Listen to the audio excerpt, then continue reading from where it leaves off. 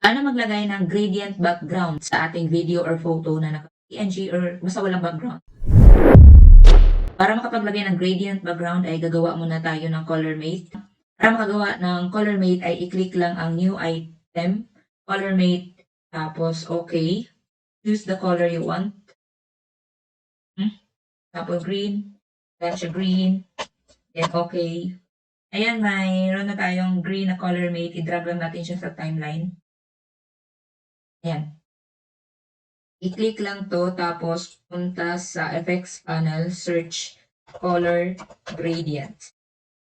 Itong 4 color gradient, i-drag lang natin siya inside dito sa ating color mate. Boom, automatic nagko-color gradient siya. Para ma-change yung color, i-click lang to, select the color green or gradients, pupunta sa effects control, sa pinakababa, andito yung mga colors na pwede ninyong baguhin dito under 4 color gradient. Click lang yung color icon, tapos change the color you want. Dito, let's say blue. So, tapos, dito sa pangalawa is violet.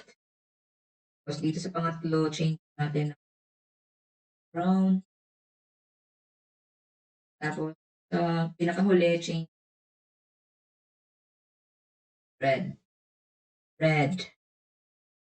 Yung ganyan lang. Pwede nyo rin baguhin yung blend, tapos yung jitter, opacity. Ano lang kasimple gumawa ng gradient background, mga kaibigan.